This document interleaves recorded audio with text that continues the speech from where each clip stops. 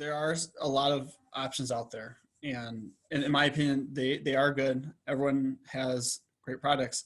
What I was looking for is I was looking for an option that, number one, was cost effective. And I mean, money is always going to be an issue. The second thing I was looking for was, does this product fit my philosophy of what I want it to be used for?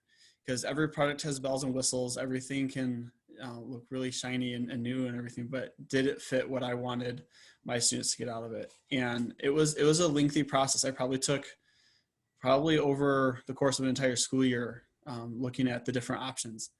And I settled with IHT because it fits all those needs. It was cost effective. I did get grants, as you know, to help pay for it.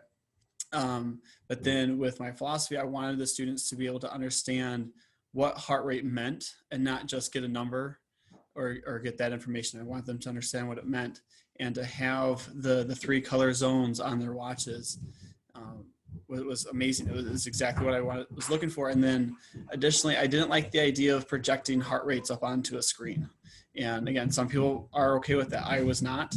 I want it to be personal. I want heart rate and their rate of perceived exertion to be personal, and having it right there on their watch, color coded, and with the numbers, if we wanted to do that, it's exactly what I wanted. Fantastic. And what's the impact that it's made? Just talk about your own school and then across your district and the other elementary schools. Yeah, it was immediate. We started, oh goodness, I think 4 years ago, Illinois passed a law stating that all teachers had to have an assessment that showed student growth in their learning. And one of the assessments that we developed in our school district for us elementary teachers was NVPA and RPE, an assessment. And when we did that without heart rate monitors, the students did okay and they did show growth, but it was very difficult to show them exactly that heart rate and how that tied into their exertion level and things like that.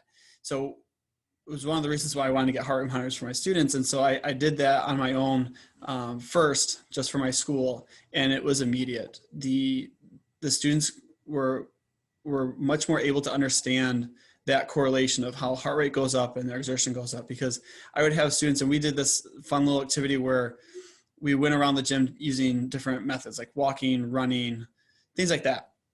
And they would finish their run, for example, which was a 3-minute run around the gym, and they would write down their RP as like 8.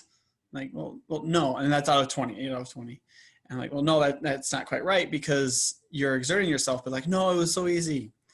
And then once we were able to incorporate the heart rate monitors into that, then they could see, oh, it may have felt easy, but my heart rate was telling me otherwise. And so we're kind of tying that piece.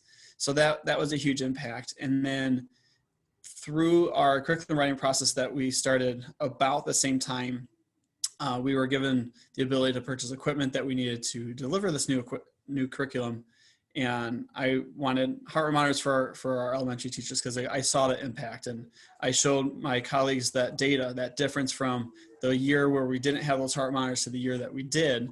And it was that part of the assessment was a huge, huge improvement. And so I removed myself from the conversation about what heart monitors to get. I gave them my year's worth of evaluating the different things. I left my philosophy out of it, and I just said, here's the numbers, here's those facts and figures.